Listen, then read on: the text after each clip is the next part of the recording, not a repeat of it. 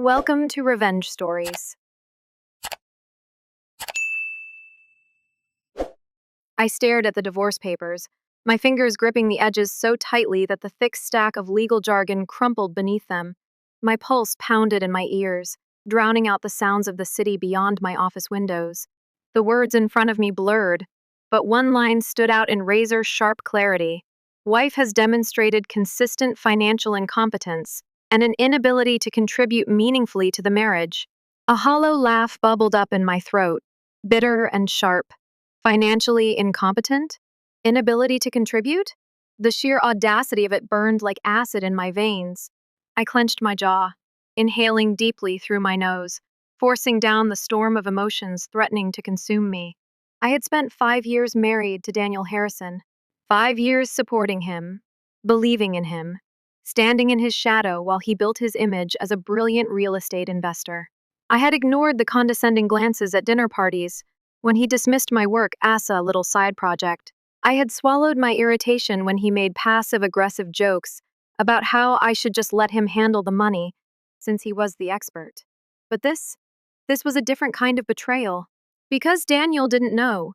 He didn't know that while he was busy looking down on me, dismissing my ambitions, I had been building something far greater than he could ever comprehend. He had no idea that, in a matter of days, my little side project was about to close an $800. Acquisition deal. He had walked out of this marriage thinking he had won, thinking he was leaving behind a financially useless wife, while he ran into the arms of someone younger, more eager, more naive. Amanda. I lifted my gaze through the glass walls of my office, watching as Amanda, my secretary, laughed softly into her phone, twirling a pen between her fingers. She had been, why, I, now, so, interested in my company's acquisition talks lately, asking questions, lingering a little too long when my legal team came in. I hadn't thought much of it at first, but now, seeing her sitting there, her new designer handbag perched neatly beside her, her wrist adorned with an all-too-familiar diamond bracelet, my stomach twisted. I knew that bracelet. Daniel's mother had given me one just like it on our first anniversary. Realization settled over me like ice. He had been planning this for months. The late nights, the unexplained business trips, Amanda's sudden interest in my work. It had all been leading up to this. A slow, cold smile curled at the edges of my lips. Let them think they had won. I turned back to my laptop, fingers flying across the keyboard as I navigated to my company's secured database. First thing tomorrow morning, Amanda's access would be revoked. Standard protocol for an employee leaving a company, after all. And I had no doubt she would be handing in her resignation soon, right after she was sure Daniel had secured his freedom. The notification on my phone buzzed, a message from my lawyer.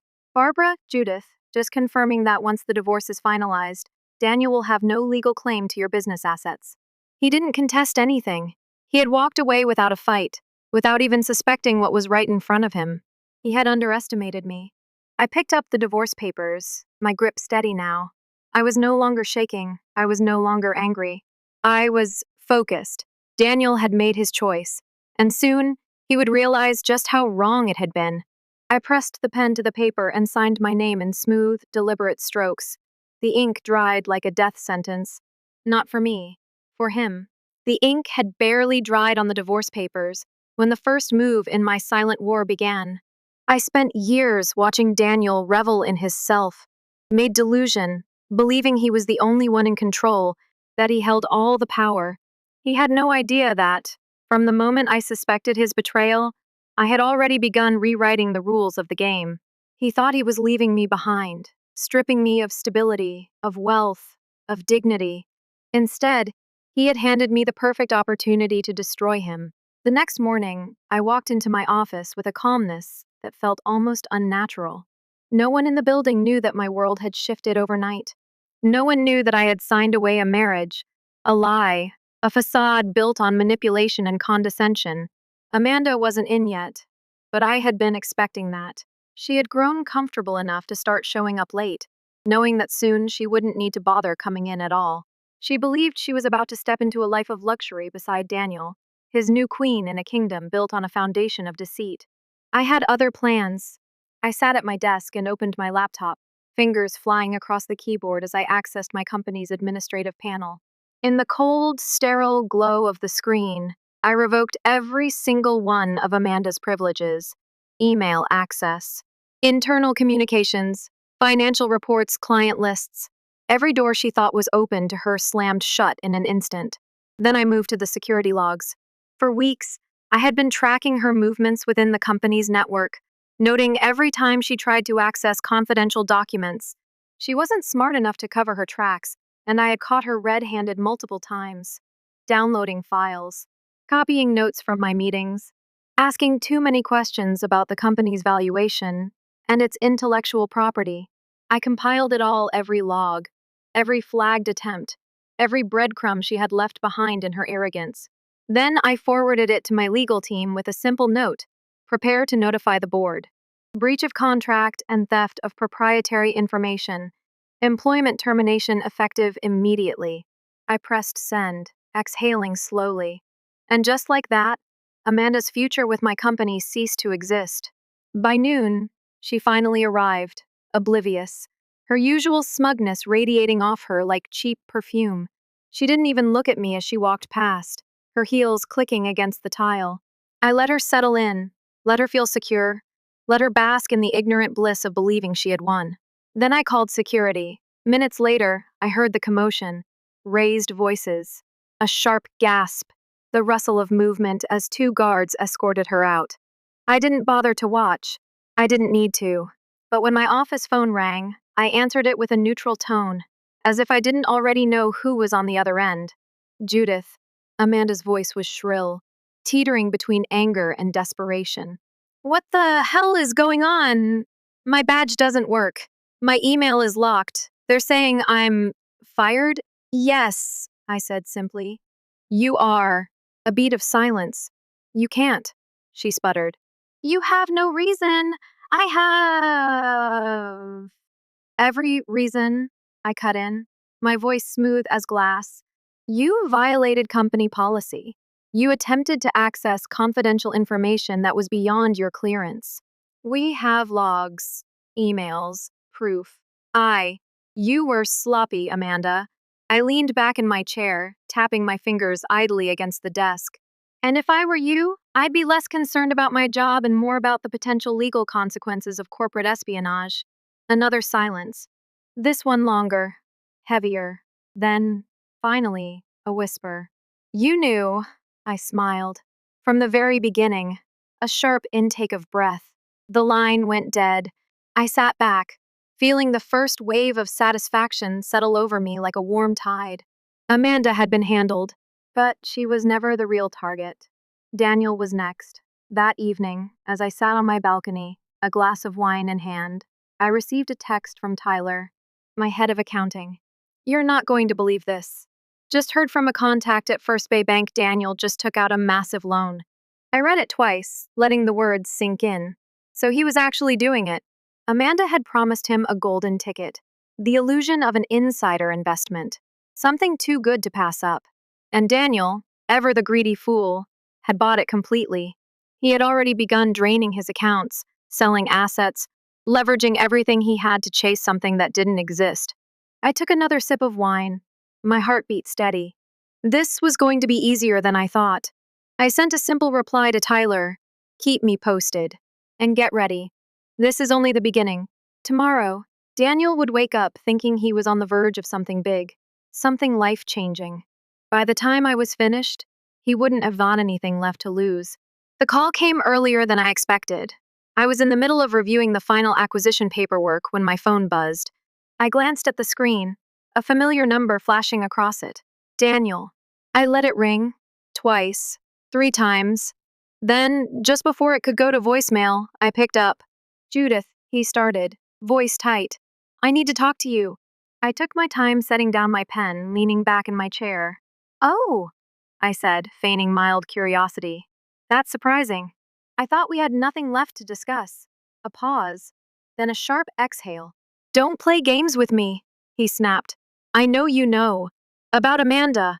About everything. My lips twitched. Everything? I echoed. You'll have to be more specific. The investment. The fund. It fell apart. His voice cracked at the edges. Amanda, she lied to me. She took off. I hummed, tilting my head as if considering. Did she? Or did she just do what you would have done, given the chance? Silence. I could practically hear his brain scrambling for an answer, searching for an angle, a way to twist this in his favor. He had no idea that there was no way out, no trick he could pull to save himself this time. Judith, he tried again, softer now, almost pleading. I made a mistake. I thought this was a sure thing. Amanda convinced me that you finally had the upper hand. I finished for him, my voice smooth, patient. That, for once, you were the one making the smart financial moves? His silence was my confirmation. I let out a quiet sigh, shaking my head even though he couldn't see me. You always thought I was beneath you, Daniel. You dismissed my company, my intelligence, my success. But tell me, how does it feel now? To be the one who was played? His breathing hitched. Did you really think I didn't see this coming? My voice was sharper now, laced with the satisfaction I had waited so long to savor. Did you really believe I had no idea that you and Amanda were scheming behind my back? That I didn't notice her digging through my files, asking the wrong questions? Daniel said nothing. I smiled. Oh, Daniel. I've known for months. A sharp inhale. Then, barely above a whisper, you planned this. A slow, deliberate laugh escaped my lips. Of course, I did. I had been laying the groundwork since the moment I suspected him.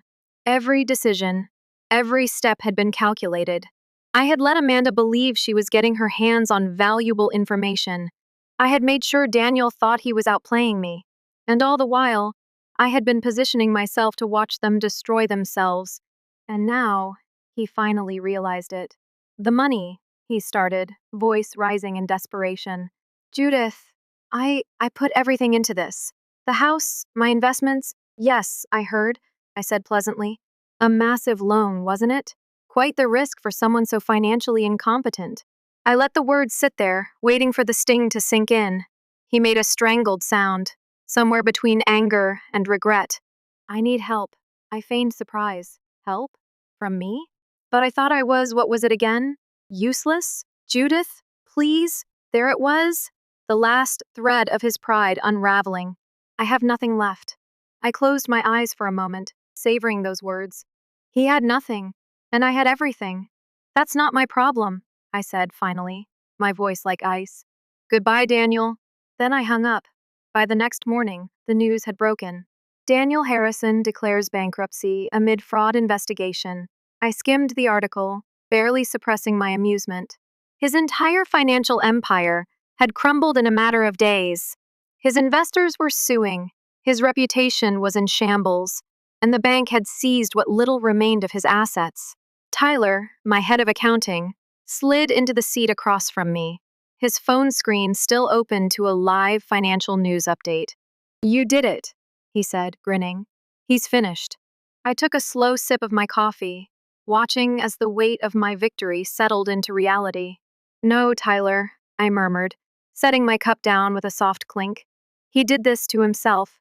Daniel had spent his life chasing easy success, cutting corners, and underestimating the wrong people. And now he was paying the price for it. Meanwhile, I had played the long game, and I had won. The fallout hit Daniel like a slow-moving avalanche, inevitable, crushing, and utterly merciless. His desperate attempts to salvage his finances played out in the news like a bad soap opera. Every morning brought a new headline detailing his rapid descent, from a respected investor to a cautionary tale of greed and arrogance. Real estate mogul faces lawsuits from scammed investors. Harrison Properties collapses as CEO declares bankruptcy. Where is Amanda Martinez? Former secretary linked to financial fraud. The last one made me smile. Amanda had vanished just days after Daniel's empire began crumbling. She had drained their shared accounts, what little remained after their golden opportunity collapsed, and disappeared like smoke in the wind. No farewell, no explanation, just a one-way ticket to an unknown destination and radio silence ever since. The irony was poetic. The man who had discarded me without a second thought had been discarded in turn, used and abandoned by the woman he thought would be his fresh start. And now, he was drowning. The first time Daniel showed up outside my office, he looked different. Gone was the expensive, custom-tailored confidence. His suit was wrinkled, the sharp lines softened with desperation. Dark circles carved deep shadows beneath his once arrogant eyes, and there was an unfamiliar tightness in his jaw, an edge of someone who had lost everything and knew it. He waited by the building's glass doors, shifting his weight from foot to foot, like a man who wasn't sure if he belonged there anymore. When I finally stepped outside, he straightened, his entire posture screaming of forced composure. "Judith," he said, voice raw, "we need to talk." I stopped just short of him, tilting my head in mock curiosity. "Do we?" His throat bobbed as he swallowed. "I know you're enjoying this, watching me fall apart. But he exhaled sharply, "I need your help." The words hung in the air between us, fragile and pitiful. I let out a quiet chuckle, shaking my head. "You really don't get it, do you?" he bristled. "Judith, you made your choice, Daniel," I said coolly, crossing my arms. "You chose to believe I was useless, that I was beneath you, that Amanda, of all people, was your key to success." I leaned in slightly, lowering my voice to something venomous. "And now? You want to stand here and beg for my help?" His jaw tightened, but he didn't argue. He couldn't. I smiled, slow and deliberate. "You should have read the fine print before signing your life away." Then I walked past him, leaving him standing in the wake of his own destruction. That night, as I sipped a glass of wine on my balcony, my phone buzzed with another update. First Bay Bank confirms Harrison's assets. Fully liquidated Harrison's former investors. Move forward with criminal charges. International search for Amanda Martinez. Expands millions still unaccounted. For I took my time scrolling through the articles, each one solidifying the absolute and total collapse of the man who once believed himself untouchable. Daniel had lost everything. And Amanda? She was running out of places to hide. I exhaled slowly, allowing myself a rare moment of satisfaction. This wasn't just about revenge anymore. It was about watching the world correct itself. About justice. Daniel and Amanda had played their game, and they had lost spectacularly. The best part? I never even had to lift a finger. They had destroyed themselves. The unraveling of Daniel's world was more than just a financial disaster. It was an avalanche of consequences that buried him alive. As the days passed, the headlines only got worse. The lawsuits were stacking up, his creditors were closing in, and the authorities had begun digging into his financial records. His desperate attempts to salvage anything crumbled under the weight of his own reckless greed. He had mortgaged his properties, drained his savings, and bet everything on an investment that had never been real. And now he was paying the price. But the real masterpiece? The final, exquisite twist in this story? Amanda, I was in the middle of a strategy meeting when my phone buzzed. A text from Barbara, my corporate attorney. "You'll want to see this. Check your email." I excused myself and stepped into my office, closing the door behind me. When I opened my inbox, the subject line of Barbara's forwarded email sent a slow, satisfied chill down my spine. Breaking. Amanda Martinez arrested in Argentina. FBI. Seizes offshore accounts. I clicked the article and leaned back in my chair, scanning the details with quiet amusement. Amanda had been caught trying to board a private jet out of Buenos Aires, attempting to disappear before her stolen millions could be traced. Unfortunately for her, the moment she stepped into that airport, her luck had run out. The FBI had been tracking her for weeks, monitoring her movements, waiting for her to slip up. And now, she was in custody. The accounts she had siphoned Daniel's money into? Frozen. The assets she had tried to smuggle out of the country? Seized. Her grand escape? Over. Hours later, another call came. This time, it wasn't Barbara. It was Daniel. I let the phone ring. Once. Twice. Then I answered. "Judith," he breathed, his voice ragged. "Please, tell me you've seen the news." "Oh, I have," I said, settling into my chair. "Amanda's in handcuffs. Quite the development, wouldn't you say?" There was a silence so long I thought he had hung up. Then, his voice, barely above a whisper, "She took everything." I let out a quiet hum. "You don't say." "Judith, listen to me." His voice cracked. The money's gone. My accounts are frozen. The investors, the police, they're saying I was part of the scam. I wasn't. I was scammed too. You have to believe me. I don't have to do anything, Daniel. My voice was smooth, controlled. You see, the difference between you and me is that I knew better than to put my future in someone else's hands. You? You handed your entire life to a woman you barely knew. And now? I paused for effect. You have nothing left. His breathing was erratic now, tinged with something close to panic. Judith, please. I need a way out of this. You were always the smart one. You always knew how to fix things. Help me. I leaned forward, resting my elbow on my desk. You don't get it, do you? Your way out. You've reached the end of the line, Daniel. The fantasy is over. The wealth, the power, the illusion, it's gone. And the only thing left is the truth. A choked sound escaped him. Goodbye, Daniel. And this time, when I hung up, I knew it was for the last time. The next morning, the final blow landed. A call from Barbara confirmed it. Daniel had been officially charged. Fraud, conspiracy, financial mismanagement. His entire empire had not only collapsed, but now it was being picked apart in a courtroom. His former business partners were testifying against him. His investors were out for blood, and the authorities had built a solid case with Amanda's financial transactions as their key evidence. The man who had once called me useless was now facing years behind bars. And me? I had never felt more powerful. That evening, as I stood on my balcony, the city glowing beneath me, I realized something. This wasn't just revenge. This was justice. Daniel and Amanda had spent their lives chasing shortcuts, believing they were entitled to more without putting in the work. They had lied, manipulated, and stolen, thinking the rules didn't apply to them.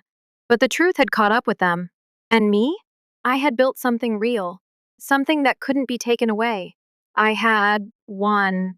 I lifted my glass of wine in a quiet toast to the skyline, to success, to patience, to the best revenge of all, watching them destroy themselves. The trial was a spectacle. For weeks, Daniel's downfall played out under the harsh scrutiny of the media, each headline another nail in the coffin of his former life. Courtroom sketches showed a man who no longer resembled the Daniel I had once known, gaunt, exhausted, stripped of the arrogance that had once defined him. His suits were no longer custom-tailored. His once polished appearance had faded into something more desperate, more pathetic. He was no longer a man of power. He was a man waiting for his sentence. Amanda, still locked away in a holding facility, had attempted to cut a deal, but the prosecutors weren't interested in leniency. The trail of stolen money, fraudulent accounts, and manipulated investors had been too blatant, too damning. Daniel had been a willing participant in the deception, and the justice system was making an example out of both of them, and I was there to watch it all unfold. The courtroom was cold, sterile, the kind of place that stripped people down to their rawest form. I sat in the gallery, hands folded neatly in my lap, my expression composed. Around me, investors, former colleagues, and those who had once sung Daniel's praises, sat in quiet anticipation. The walls buzzed with whispered speculation, but I remained silent. I had already won. This was just the final act. The judge entered, and the room fell into a hushed stillness. Mr. Harrison, you have been found guilty of multiple counts of fraud, conspiracy to commit financial crimes, and embezzlement, the judge said, his voice steady, unwavering. Your actions have caused irreparable harm to numerous individuals and institutions. Do you have anything to say before I issue sentencing? For a moment, I thought Daniel wouldn't respond. He stared down at his hands, shackled and motionless. Then, slowly, he looked up. I didn't mean for it to happen this way, he said, his voice hoarse, barely above a whisper. I thought I was making the right move. I trusted the wrong person. He glanced in my direction, and for the briefest second, I saw it, the flicker of an old habit. He was looking for an escape, a way to shift blame, a way to make himself the victim in his own story. The judge was unimpressed. You were the architect of your own destruction, Mr. Harrison. The court sentences you to 15 years in federal prison. A stunned silence swept through the room. Daniel's mouth parted, his face draining of color. He stumbled slightly as the weight of the verdict hit him, his fingers tightening around the wooden barrier in front of him. 15 years. Longer than our marriage had lasted. Longer than Amanda had even been in his life. As the gavel came down, I exhaled slowly, allowing myself a small moment of satisfaction. It wasn't joy, not exactly. It wasn't even triumph. It was simply the quiet, undeniable truth that justice had been served. Daniel was led away in handcuffs, his fate sealed. He didn't look at me again. Outside the courthouse, reporters swarmed, their voices overlapping in a chaotic frenzy. Miss Kennedy, do you have a comment on the sentencing? Did you ever suspect financial fraud during your marriage? What would you say to Daniel Harrison if he could hear you now? I paused at the top of the courthouse steps, letting the weight of the moment settle over me. Then, with a calm, deliberate voice, I spoke the only truth that mattered. This was never about revenge, I said. This was about consequences, and with that, I walked away. That night, as I sat on my balcony overlooking the city skyline, I realized how different the air felt. Lighter, cleaner. The chapter had closed. Daniel was no longer a looming figure in my life. Amanda was no longer a shadow lurking behind me. The people who had tried to ruin me had destroyed themselves instead. And I was untouchable. My company was thriving. My team had grown. We were expanding internationally, securing deals that would shape the future of AI technology. Investors who once dismissed me were now lining up, eager to be a part of something real, something earned. This wasn't just success. This was proof. Proof that I had never been useless. Proof that I had never needed Daniel, or Amanda, or anyone else to define my worth. Proof that while they had chased illusions, I had built something unbreakable. I took a slow sip of wine, letting the satisfaction settle deep in my bones. Because at the end of it all, the best revenge had never been watching them fall. It was standing here, high above the city, knowing I had risen without them. Success tastes different when it's earned. I sat in my office, the city stretched out before me, glowing under the weight of a future I had built with my own hands. The world outside pulsed with life, but inside, I was wrapped in a quiet kind of satisfaction. One that didn't need validation, one that didn't require an audience. I had already won. The past was over. Daniel was gone, swallowed by the prison system, reduced to nothing more than a footnote in financial crime history. Amanda was awaiting trial, her failed escape attempt sealing her fate. The people who had tried to destroy me had been erased from relevance, and I had never once needed to lift a finger to make it happen. They had built their own graves, brick by brick, until all that was left for me to do was watch them fall in. It wasn't revenge. Not really. It was simply what happens when people spend their lives chasing shortcuts instead of substance. The world has a way of balancing itself out, and I had made sure I was standing on the right side of it when the dust settled. A notification popped up on my phone. A news alert. Daniel Harrison denied appeal, sentencing upheld. I skimmed the article, barely suppressing a smirk. His attempts to claw his way out of the hole he had dug for himself had failed. No loopholes. No get-out-of-jail-free cards. 15 years. 15 years to sit in a cold cell and think about every choice that had led him there. About every time he had underestimated me. Every time he had dismissed me. Every time he had looked me in the eye and believed, wholeheartedly, that I would never be more than his shadow. I wondered if he thought about that now, in the silence of a prison cell. I wondered if he realized, too late, that the woman he had deemed financially useless was the one who had ended up with everything he had ever wanted. The irony was exquisite. A month later, I received an invitation. Stanford School of Engineering was hosting an annual conference, and they wanted me as their keynote speaker. Me. The woman Daniel had once dismissed as insignificant. The woman he had walked away from, believing she was incapable of success. I accepted without hesitation. When I took the stage, the weight of my journey settled over me, not as a burden, but as a quiet victory. I looked out at the packed auditorium, at the young minds eager to carve out their own paths in the world, and for the first time in a long time, I spoke not from anger, not from a place of proving myself, but from power. Success, I told them, isn't about shortcuts. It isn't about empty promises or quick wins. It's about resilience, about building something real, something unshakable. The world will always be filled with people looking for an easy way to the top. But true success? It's earned. Brick by brick, choice by choice. And most importantly, I let my gaze sweep across the room, voice steady, unwavering. It's owned. The applause was deafening. But more than that, it was proof. Proof that I had never been useless. Proof that I had never needed Daniel, or Amanda, or anyone else to define my worth. Proof that while they had chased illusions, I had built something unbreakable. And they would remember me, not as Daniel's ex-wife, not as the woman he had left behind, but as the woman who had won. That evening, as I stood on my balcony, looking down at the city that had once felt too big for me, I let out a breath I hadn't realized I was holding. I was free, not just from Daniel, not just from the past, but from the need to prove anything to anyone ever again. I lifted my glass in a silent toast to resilience, to patience, to the best revenge of all, living well and never looking back.